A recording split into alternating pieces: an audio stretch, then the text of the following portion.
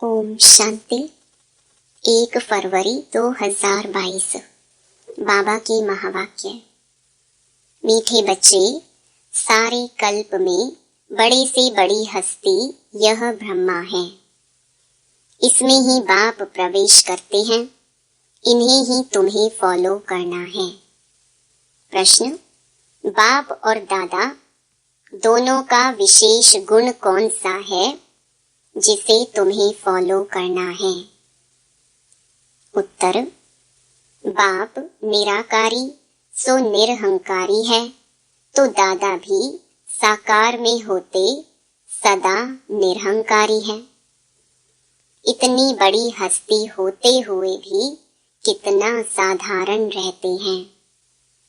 एक ओर कहते यह ऊंचे से ऊंच हीरा बनाने वाले बाबा की डिब्बी है, तो दूसरी ओर कहते यह पुराने ते पुरानी लॉन्ग बूट है जिसमें बाप ने प्रवेश किया है। दोनों ही बच्चों की सेवा में हाजिर हैं, तो ऐसे ही बच्चों को भी फॉलो फादर कर निरहंकारी हो सेवा करनी है। गीत। ओम नमो शिवाय। ओम शांति। बच्चों ने किसकी महिमा सुनी? सब बच्चे कहेंगे कि ऊंचे ते ऊंच भगवान उनका नाम है शिव। शिवाय नमः कहते हैं ना, यह तो भारतवासी जानते हैं। शिव जयंती भी मनाते हैं, महिमा भी बहुत करते हैं। त्वमेव माता च पिता त्वमेव। परंतु सिर्फ इतने तक ही कहते हैं शिवाय नमः। वह माता पिता कैसे हैं, वर्षा कैसे देते हैं, यह दुनिया भर में कोई नहीं जानते। यह तो एक वंडरफुल हस्ती है। शिव बाबा है निराकार। जब तक शिव बाबा को शरीर ना मिले तो शिव बाबा क्या करेंगे? शिव बाबा तो निराकार है। निराकार की ही महिमा गाते हैं। सबसे ऊंचे ते ऊंचा उनका ठाव रहने का स्थान है। कौन सा ठाव? मूल वतन। फिर ब्रह्मा विष्णु शंकर का कौन सा ठाव है? सूक्ष्म वतन। फिर जगत अम्बा का ठाव है, यह स्थूल वतन। यह तो सब जानते हैं कि जगत अम्बा तो यहाँ की रहने वाली होगी। जगत माना ही मनुष्य सृष्टि। नाम तो बहुत अच्छा है जगत अम्बा, परंतु वह कौन है, कहाँ से आई, यह कुछ भी जानते नहीं। जान पहचान कहाँ से मिली? जरूर कोई मनुष्य हस्ती से मिलनी चाहिए जिसमें परम पिता परमात्मा आवे। निराकार आत्माएं भी साकार हस्ती में आती हैं। भल आत्मा तो जानवर में भी है, परंतु उनका कुछ भी गायन नहीं है। गायन किस हस्ती का होता है? निराकार शिव बाबा का। वह जब तक हस्ती में ना आए तो कुछ कर ना सके। आत्मा को भी जब तक हस्ती शरीर ना मिले तो पाठ बजा ना सके।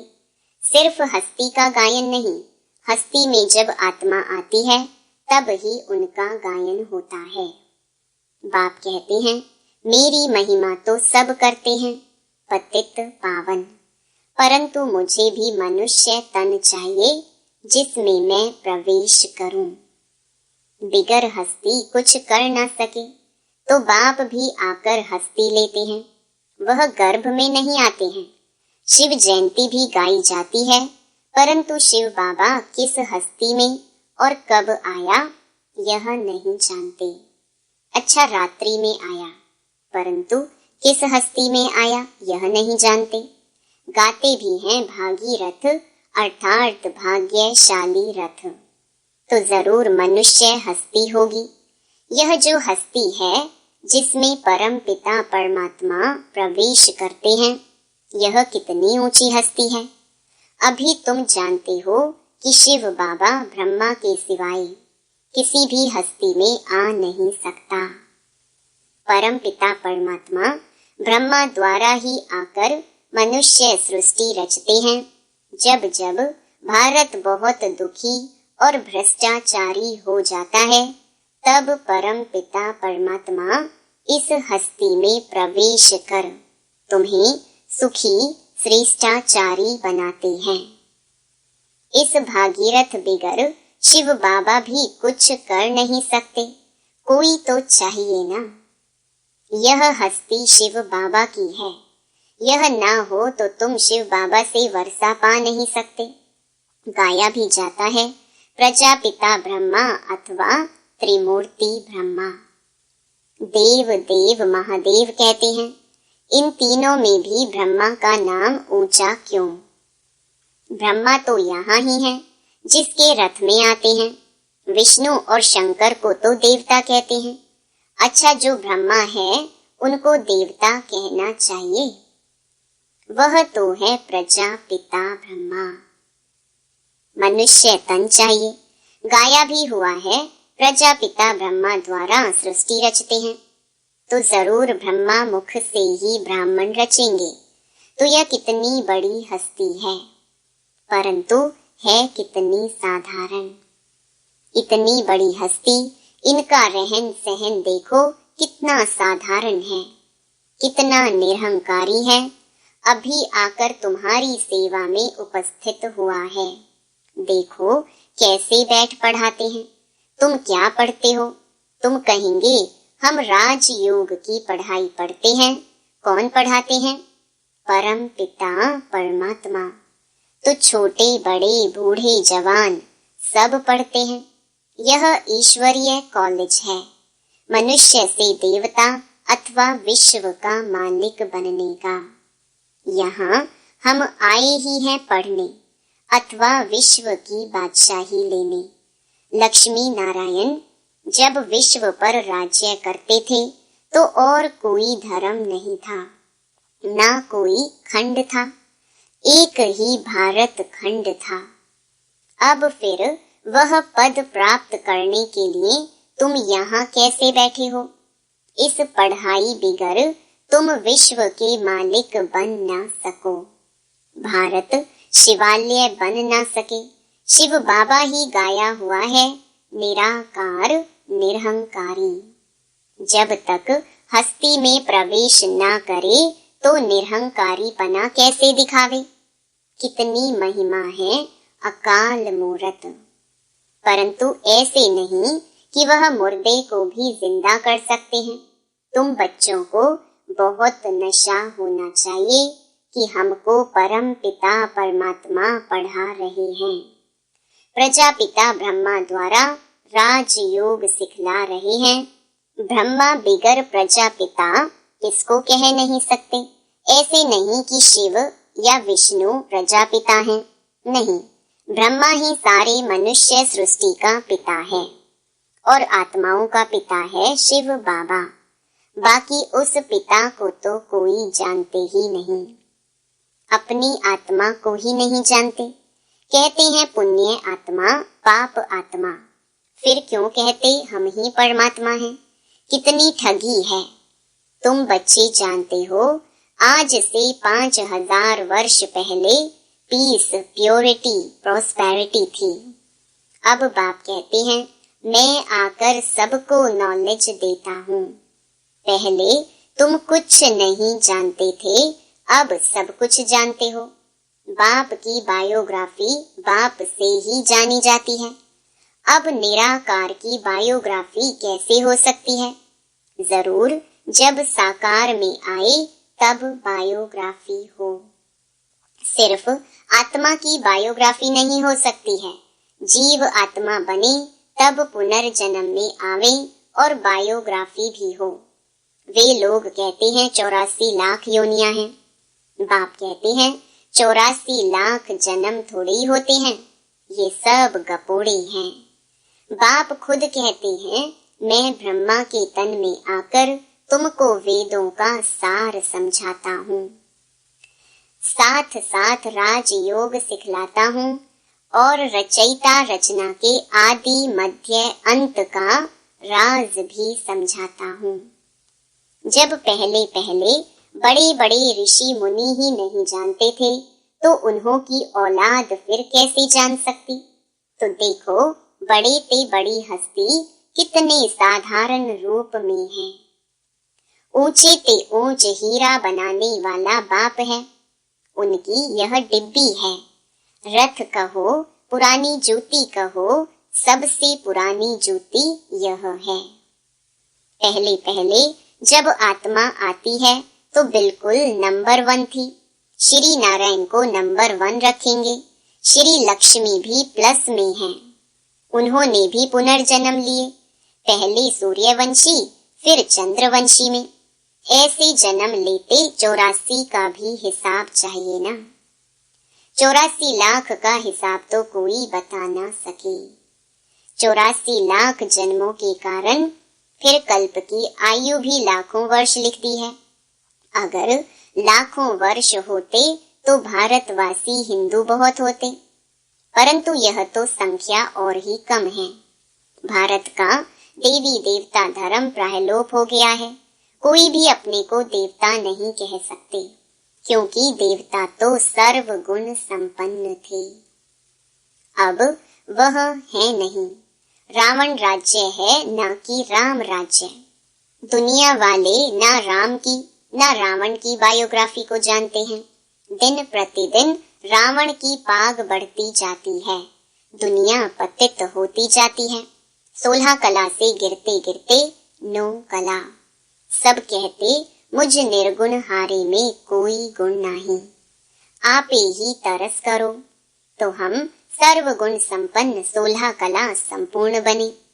भारत पहले परिस्तान था। कहने मात्र तो कहते हैं, परंतु सृष्टि चक्र को कुछ जानते नहीं। बाप कहते हैं, तुमको माया ने तुच्छ बुद्धि बना दिया है, परंतु अपना घमंड कितना है। तुम बच्चों को बाप कहते हैं, मीठे बच्चे तुम राम को याद करो तो माला में पिरोने लायक बन जाएंगे। रुद्र माला के बाद होती है विष्णु माला। भगत माला में भक्तों की महिमा होती है। यह रुद्र माला फिर विष्णु माला में पिरोनी है, यानी विष्णु के राज्य में जाते हैं। कितना ऊंचा ज्ञान है। संन्यास भी 2 प्रकार का है। वह है हठ योग संन्यास। कर्म संन्यास तो कभी हो नहीं सकता। कर्म बिगर तो मनुष्य रह नहीं सकता। प्राणायाम चढ़ाकर बैठ जाएं, फिर भी कर्म तो करेंगे ना। अनेक प्रकारों से प्रैक्टिस करते हैं, वह कोई राजयोग नहीं। वह है हद का संन्यास, हठ योग संन्यास। वह भी भारत का धर्म है पवित्रता का, परंतु देवी देवताओं जितना पवित्र और कोई धर्म हो नहीं सकता। वहाँ कोई संन्यास नहीं करना पड़ता, क्योंकि आत्मा पवित्र है तो उनको शरीर भी पवित्र मिलता है। आत्मा में ही खाद पड़ती है। कला कम होते होते पतित बनना है। अभी सभी आत्माएं आयरन एज में हैं, सब सांवरे हैं। आत्मा जब पवित्र थी तो गोरी थी। अभी आत्मा अपवित्र है तो शरीर भी अपवित्र काले हैं। गाया भी जाता है श्याम सुंदर। कृष्ण का चित्र भी काला और गोरा बनाते हैं। अभी तुम सभी श्याम सुंदर हो। पहले भारत गोल्डन एजड था, अब आयरन एजड है। अब फिर बाबा ज्ञान चिता पर बिठाए गोरा बनाते हैं। अगर मुक्ति और जीवन मुक्ति चाहिए तो वह विकारों का हथियाला कैंसल करना है। पवित्रता की राखी बांधो। यह अभी की ही बात है, जबकि तुम ब्रह्मा के बच्चे हो। ब्राह्मण बनने बिगर कोई भी यहाँ आ नहीं सकते। तुम हो ब्रह्मा मुख वंशावली। शिव बाबा कहते हैं, मुझ निराकार की महिमा तो गाते हैं, परंतु शरीर जब तक ना ले तो कर ही क्या सकते। मैं बहुत जन्मों के अंत के जन्म में आता हूँ। अभी सबका विनाश होना है। ब्रह्मा द्वारा स्थापना किसकी? कलयुग की स्थापना तो कभी होती नहीं। स्थापना होती है सतयुग की संगम पर। बाप कहते हैं, मैं आता हूँ संगम युग पर। तुम ब्राह्मणों के लिए यह संगम है, बाकी सबके लिए है कलयुग। इस समय सब घोर अंधियारे में है, तो घोर अंधियारे को ही बाप आकर घोर सोझरा करते हैं। तुम बच्चे जानते हो, यह तो विचित्र चीज है।